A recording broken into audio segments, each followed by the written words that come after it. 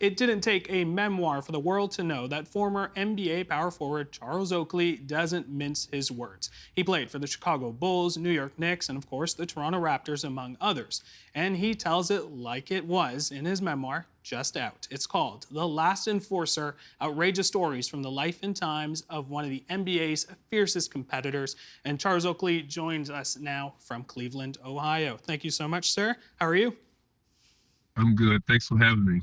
All right, so let's talk about where it all started, where you are right now. You were born in Cleveland, Ohio, the youngest of 6 children. Can you give us a little taste or sliver of your childhood there? Wow. I mean, mother, dad, 6 kids, big family, grandparents was great, aunts and uncles. It was just a family that took care of one another growing up. And I think that my mom had to, catch two buses every day to work and try to make a living for her kids. And she worked so hard. And, I said one day when I get a chance to take care of her in some kind of way, I will. And the first thing I did was I bought her a house. And the next year I bought her a car. And next year it's just all love. Now, I want to talk about, you spend quite a bit in your book talking about your grandfather. You moved to York, Alabama when you were 7, and you lived with your maternal grandparents. Tell me about his role in your life. So in this book, I really talked a lot because he was the stone. He was a cornerstone for the family. What he used to do: get up in the morning, go to the field, come back, eat breakfast, walk 2 or 3 miles to work for so many years, and just the man. Weekends when he finally got a car, take people to town, people to Sunday school. It was just the guy who had the car, the guy who cared about everybody in the neighborhood, and you can't, he did so much, and I'll be talking for days. We're gonna keep talking about him. I imagine he's the reason why, you never got in trouble. You were a good kid. You did pretty much everything that your grandparents told you. I mean, unless you omitted some stuff in the book. But one thing that stood out was you were resourceful.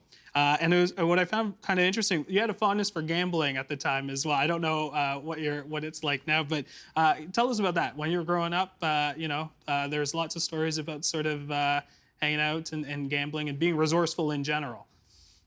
Well, just neighborhood stuff, and guys, when I was young, I always had money. Not just saying I did things and work, trying to make money, not being lazy. And then we play basketball court. They be shooting dice, or just having a good time and shooting pool, playing ping pong. So, yeah, we did gamble a little bit, but it was part of growing up. I mean, everybody worked, and then everybody had fun when they could. Um, just the family always played like poker and talk. My mother had games on Fridays and Saturdays at the house. She would cook the favorite meals, and guys come over, 5, 6 hours, play cards, and they go home. So all of us started at home. Started in the house with my mom cooking them good meals, and everybody coming over playing cards. They know they're gonna get a good meal. You don't know if you're gonna win or lose. Now, one of the things that you talk about in Alabama is, that time in your life is really what shaped you, not just as a person, but also as a basketball player as well. How so? So, I mean, my time in Alabama is definitely molded me for life. But just seeing my grandfather, how consistent he was when he was doing, and in my life, that's why I tried. I wrote this book showing the consistency I've been on the court, off the court, and being real with people. And I carry that a lot deep in my heart because I'm a giver, and I try to talk about respect.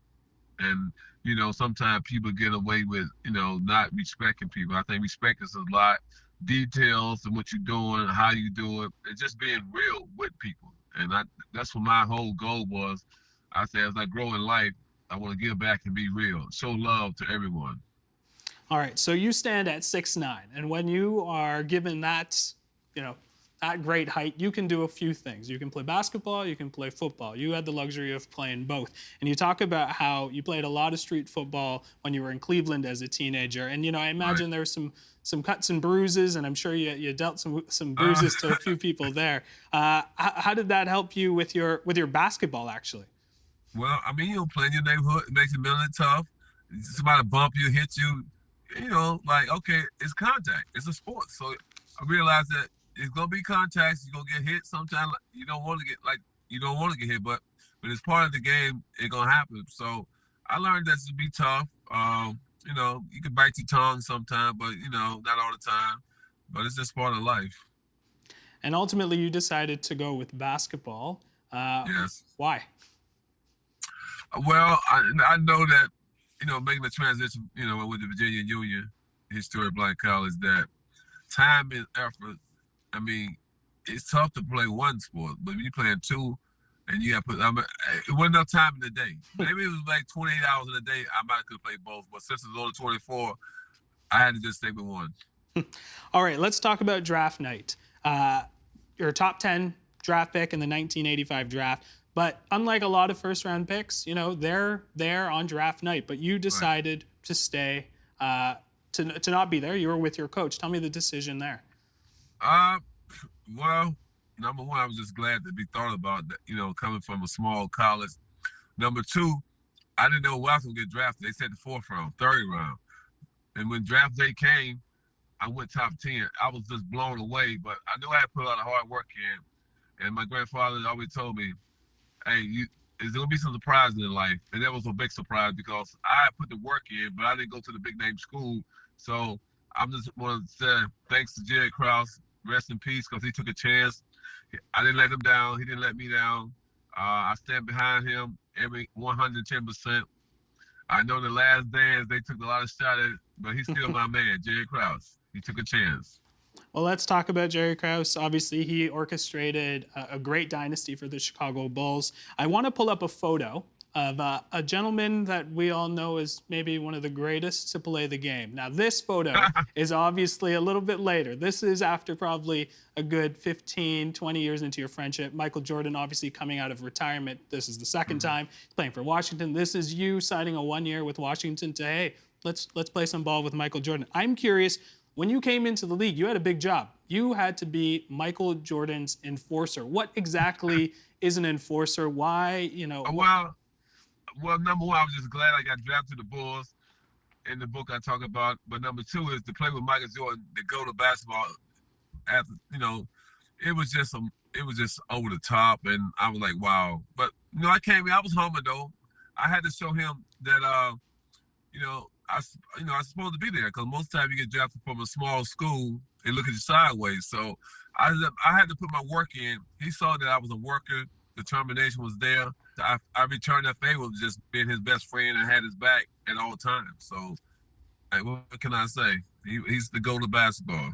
I'm curious, what was that conversation, if you don't mind sharing? We just talking about some stuff. I had texted him about something, and he called me yesterday. Most time we're gonna be trying to call the next 2 or 3 hours. So I didn't call him, so he make sure this morning he called me again. I called him right back.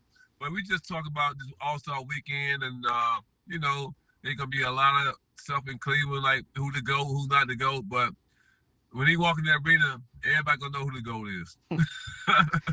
Let's talk about another nickname. You were called the Oak Tree. And I'm sure, Right. This has a lot to do with sort of being an enforcer on that team. But tell me how that name came about. And I was digging around for some stats, and I didn't know this, but you ranked top 5 in most fouls in NBA history. And I don't know how that would look like later, when we're talking about basketball in the modern age. But what's behind that name, the Oak Tree? Oak Tree, I guess, OAK, and then they say the tree. But I guess when you do stuff and Oak Tree is they make a lot of things out of wood. So I think in basketball, when you're taking charges, diving on the floor, I'm doing all these things. So why not call me the Oak Tree? It's a good nickname. People, they call me that, Chuck sometimes, but like that Oak Tree, it stand out. Oak Tree. I want to read a quick passage from your book that pretty much describes sort of that. It reads, when you make your living in the NBA fighting for rebounds and diving on the floor for loose balls, sometimes you have to be a little over the edge. Not everyone is a superstar. I once told the New York writers covering the team that I was like a butler in a mansion. I did the dirty work. I cleaned up and made sure everything was all right. That was my job description. That's what I got paid to do. And hey, that's what you did when you were in New York. You spent a big chunk of your career there. And I'm curious, playing at Madison Square Garden, playing under those lights, playing against some of those big rivalries, including MJ. Yes. What would you say is some of your best highlights from that team from that Woo! time? Wow. I mean, in the book, I talk a little about it. I mean, it's just like when I went to New York, I thought I was going to like, hey, I'm going to a place they named it twice, New York, New York. But it didn't happen there. The Bulls were still in our way. We got to the finals, but we still lost. I mean, it was a beautiful thing in New York. I met a lot of people. Did a lot of good stuff in the city. Opened up a couple of business. So I've benefited by going to New York. Left Chicago. It wasn't my control. I mean, they wanted to get Bill Cartwright, and I went to New York. But it's the fans showed me so much love over my career, and still do to this day. I just ain't enough I can say about the fans, but I love the city of New York. All right, you talked a little bit about respect, and that's something that resonates throughout the book. And historically, you're a guy who doesn't shy away from confrontation, especially if you feel like you're disrespected. And in your book, you talk about a few people that you had some interesting relationships with, and I want to talk about some of those run-ins. So you had a chapter dedicated to another Charles, and I want to pull up a photo. This is obviously Charles Oakley and Charles Barkley, side by side, under the rim, elbows up and all. You have a chapter dedicated called Barkley and His Big Mouth, which was funny in itself. Why don't you two get along? If you remember the Fat Boys or Houdini made a song called "You Got a Big Mouth," a big mouth. So Barkley just talked too much. I guess because we both, play power forward. We both are 34. Both named Charles. I don't know. It just he had smacked me on my chin several years ago in the NBA, and I didn't like that. And ever since then, we just been feuding. But it's like he don't want the smoke, but he always has why is Oakley talking about me? I said, well, he just talked too much. So it is what it is. He know what it is. All right, I want to talk about another relationship. February 2017. Of course, you probably know this. You're dragged out of Madison Square Garden during a game that you were watching. Knicks owner then, James Dolan, alleged that you were taunting him and you were given a lifetime ban that was eventually lifted. But I'm curious about your relationship. You talked about it a little bit there, but your relationship with the Knicks organization after that incident. Obviously, the fans love you. They give you much love there. What is that relationship like right now? It's still in court. Just saying what happened. The fans, the world got to see something like that happen in a place where it could have been a riot. People could have really got hurt. This guy's not a professional. He don't deserve to have an NBA logo or NBA team because he don't know how to treat people. And people spend a lot of money to come to the game, and he's just a bad guy. I mean, I played under the dad. Never had a problem with his dad. This guy's just a control freak. I mean, like I said in life, when you treat people bad, good stuff, he think because he got money, stuff's just gonna happen good for him, but it's not. I mean, you look at the team this year from last year, they going down because when they said when it's upstairs ain't clean, and downstairs always dirty. Now, the Knicks actually offered you, the opportunity to have your jersey retired, and you said no. Well, when he offered me that, then a few days after what happened in the Garden, it wasn't on his mind before that. So he was trying to pull off a stunt, let everybody know this and that. But another bad thing, he paid like 12 to 15 guys to come and sit beside him on that Sunday for the next game, and like he really he's just a bad guy because he didn't do that before. Bernard King, all these guys, he tried to act like he's close to them, but he's not. He was just doing it because he got the money and then make him look good. But that's what they do, though. But I don't know why, but what he did, it was wrong. But one day, they said, truth won't come out, and he know he's wrong. He just won't admit it, but we'll see what happens. All right, I want to shift gears a little bit. Canadian fans will, of course, remember you for your time here at the Toronto Raptors. You spent 3 seasons with the team, foundational years. This is a photo, of course, wearing the 34. What did you take from those years as a player? And also, this was sort of, you're changing your roles a little bit. You were always sort of a veteran. You were always sort of a, hard-nosed guy, but your roles were changed. Obviously, you were in shock. Of course, you got traded north of the border, but how did that change you? I mean, it was great. I know a lot of guys been traded up in Toronto. They want to come, this and that. Sometimes when you get traded, you have no control. So I went up there, I got a chance to meet a lot of new people. I had a ball. I brought something with me, a demeanor. The team got more feisty. We ain't that team just coming in and just disrespect us. So I brought some toughness to Toronto, and after Vince, I mean Vince put it on the map what he did, and it came in Vince Sanity, how he played. He made the kids get more into basketball. But the city right now, oh man, they loving the game of basketball. It was a hockey town, but right now they love basketball. They drape courtside. It's just a beautiful thing up in Toronto. Now, I don't know if you've been following the current Toronto Raptors roster, but there's a handful of guys who are about 6'9", about your height, but they play the point guard position. They play every position on that court. Do you have an idea of how you would fare in a league today where you could be playing point guard 1 second and on the next you're playing the center? I played a little point forward early in my career, but my thing is you gotta be able to adjust in life. I mean, life is in a different space, so I think I would love to do that, but everybody can't be a point guard, so I don't mind settling being a power forward because I know I have to protect my guys and make sure everything is good every night. All right, I want to read another passage from your book, and this one really stuck out to me. It talks about a little bit about the modern age of basketball. You say, "You'll often hear me call today's NBA players soft because they are.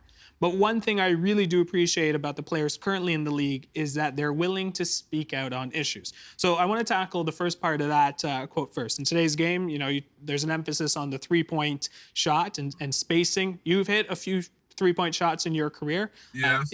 But how do you think you would fare in this game? You've played that position, but with all of that spacing and all of that shooting, do you think you could and with all of the contact?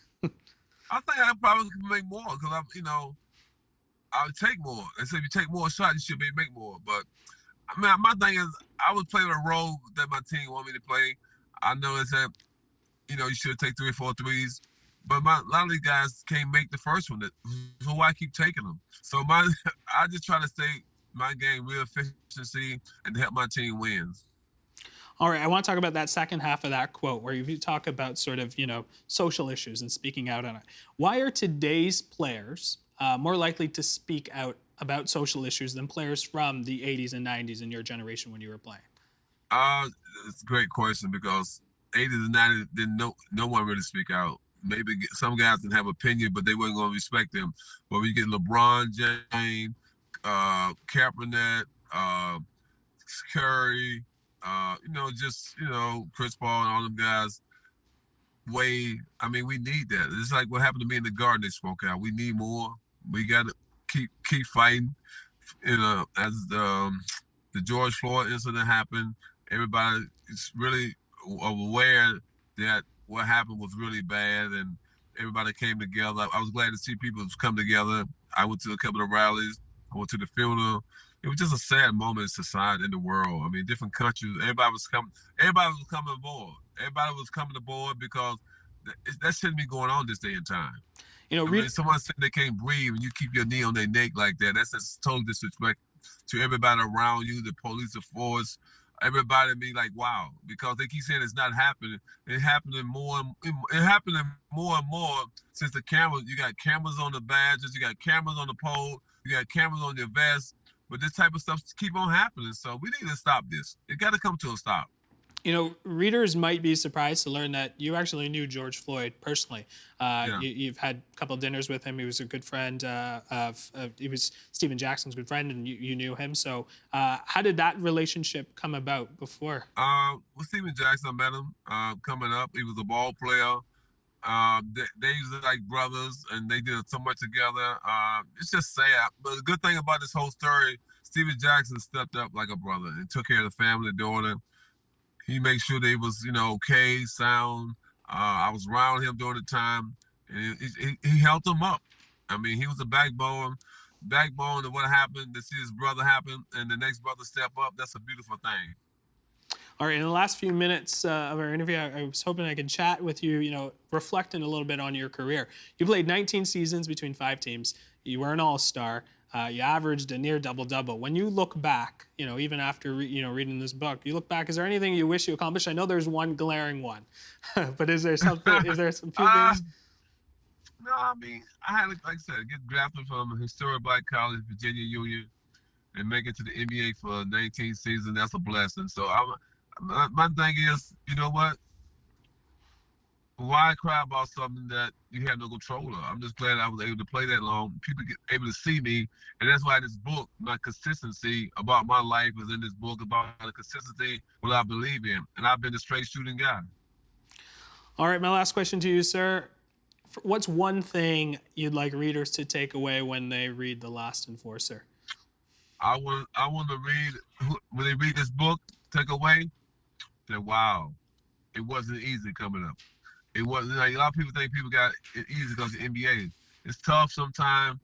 It's a lot tougher than it's seen on TV, but you go through a lot of ups and downs. But I made it through, like I said, I made it for the Virginia Union. I made it in the league for 18, 19 years. But I just want people to know the love I have for everyone, not just family, but people around. I want to see everybody succeed in life and have a great life. Charles, we're going to leave it there. I really appreciate you taking the time. Thank you so much for joining us on the program. Thank you. The Agenda with Steve Paikin is made possible through generous philanthropic contributions from viewers like you. Thank you for supporting TVO's journalism.